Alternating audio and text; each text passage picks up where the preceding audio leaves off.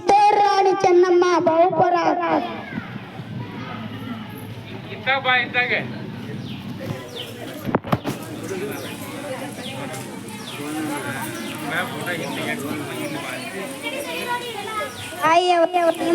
ನೋಡಲು ತ್ಯಾಕರೆಯವರು ಬಂದಿದ್ದಾರೆ.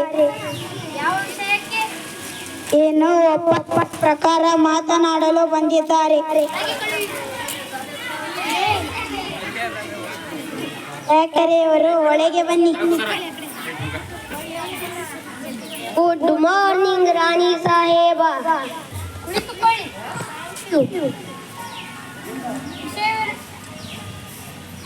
ವಿಷಯವೇನೆಂದು ಕೇಳಿ ಮಹಾಮಂತ್ರಿಗಳೇ. ಸಾಹೇಬರೇ, ತಾವು ಬಂದ ವಿಷಯವೇನು ತಾಯಿಯವರಿಗೆ ತಿಳಿಸಿ. ನಾವು ಇಲ್ಲಿಗೆ ಬಂದದ್ದು ಎರಡು ವಿಷಯಗಳನ್ನು ಕೇಳಲು ಡಿಸೈಡ್ ಮಾಡಲಿಕ್ಕೆ.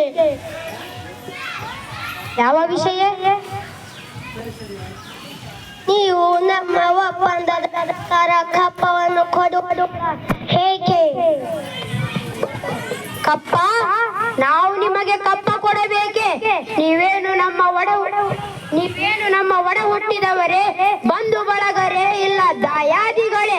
ಕಪ್ಪ ಕೊಡಬೇಕಂತೆ. ಕಪ್ಪ ಎಲ್ಲಿ ಕೊಡಲಿ? ಕಪ್ಪ ಕಿತ್ತೂರನ್ನು ಕಟ್ಟಿ ಬೆಳೆಸಿದವರು ನಾವು, ಕಷ್ಟ ಸುಖದಲ್ಲಿಯೂ ಭಾಗಿಯಾದವರು ನಾವು.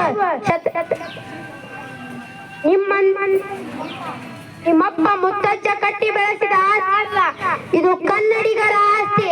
ವ್ಯಾಪಾರಕ್ಕೆಂದು ತಕ್ಕಡಿ ಹಿಡಿದ ಬಂದ ನಿಮಗೆ ಕಪ್ಪ ಕೊಡಬೇಕೆ? ಕಪ್ಪ ಶತಶತಮಾನಗಳಿಂದ ಸ್ವತಂತ್ರವಾಗಿ ಬದುಕುತ್ತಿರುವ ಈ ಕಿತ್ತೂರು ಯಾವ ಕಾರಣಕ್ಕೂ ಕಪ್ಪವನ್ನು ಕೊಡುವುದಿಲ್ಲ.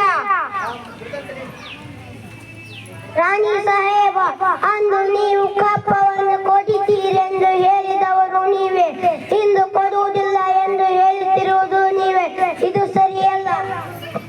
ಇರಲು ಜಾಗ ಕೊಟ್ಟರೆ ಜಾಗವೇ ನಮ್ಮದೆಂದು ಹೇಳುವ ಅಭ್ಯಪಾಯಿಗಳು ನೀವು. ರಾಣಿ ಸಾಹೇಬ, ನೀವು ಮಾಡಿದ ಒಪ್ಪಂದಕ್ಕೆ ಬೆಲೆ ಕೊಡುವುದಿಲ್ಲವೇ? ಯಾವ ಕಾರಣಕ್ಕೂ ಬೆಲೆ ಕೊಡುವುದಿಲ್ಲ.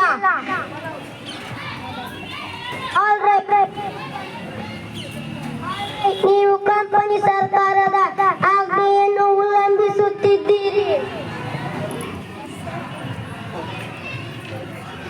ಮುಚ್ಚೆ ಬಾಯಿ. ರಾಣಿಯ ಸ್ಥಾನದಲ್ಲಿ ನಿಂತು ತಾಯಿಯ ಬಗ್ಗೆ ಮಾತನಾಡಲು ಇಷ್ಟೊಂದು ಸೊಕ್ಕೆ ನಿನಗೆ? ಹೇ ರಾಯಣ್ಣ, ಮುಚ್ಚೋ ಬಾಯಿ. ನಾನು ನಿನ್ನ ಜೊತೆ ಮಾತನಾಡಲು ಬಂದಿಲ್ಲ. ನೀನು ದೇಶ ಕಾಯುವ ಸಿಪಾಯಿ. ತ್ಯಾಕರೆ, ಸಾಕು ಮಾಡು ನಿನ್ನ ವಿವೇಕದ ಮಾತನ್ನು. ನಮ್ಮ ರಾಜ್ಯಕ್ಕೆ ಬಂದು ತಾಯಿ ಮತ್ತು ಮಗನ ಒಡಕುಂಟು ಮಾಡುವ ನಿಮ್ಮ ಕುತಂತ್ರವನ್ನು ಇಲ್ಲಿಗೆ ನಿಲ್ಲಿಸಿ. ರಾಯಣ್ಣ ದೇಶ ಕಾಯುವ ಸಿಪಾಯಿ ಅಲ್ಲ, ನನ್ನ ದತ್ತ ಪುತ್ರ. ಈ ಆಸ್ಥಾನದಲ್ಲಿ ಕುಳಿತ ಪ್ರತಿಯೊಬ್ಬ ಪ್ರಜೆಗೂ ಮಾತನಾಡಲು ಹಕ್ಕಿದೆ. ನಿಮ್ಮಂತೆ ಜೀವಕ್ಕಾಗಿ ಮಡಿಯುವವರಿಲ್ಲ, ದೇಶಕ್ಕಾಗಿ ಮಡಿಯುವರಿದ್ದಾರೆ. ಹೊರಟು ಹೋಗು. ಈ ಹೊರಟು ಹೋಗುವುದು ನಮಗೂ ಕ್ಷೇಮ, ನಿಮ್ಮ ಕಂಪನಿಗೂ ಕ್ಷೇಮ. ರಾಣಿ ಸಾಹೇಬ, ನೀವು ದತ್ತಕ್ಕೆ ಮಾಡಿಕೊಂಡಿದ್ದೀರಿ. ದತ್ತು ಪುತ್ರ ರಾಜ ಆಯುವಂತಿಲ್ಲ. ಇದನ್ನು ಕಂಪನಿ ಸರ್ಕಾರ ಒಪ್ಪುವಂತಿಲ್ಲ. ತ್ಯಾಕರೆ, ಸಾಕು ಮಾಡು ನಿನ್ನ ಮಾತನ್ನು. ನಮಗೆ ಆಜ್ಞೆ ಮಾಡಲು ಯಾರು ನೀನು? ನಮಗೆ ಆಜ್ಞೆ ಮಾಡಲು ಯಾರು ನೀನು? ನಮ್ಮ ರಾಜ್ಯಕ್ಕೆ ಬಂದು ನಮಗೆ ಆಜ್ಞೆ ಮಾಡುವೆಯಾ?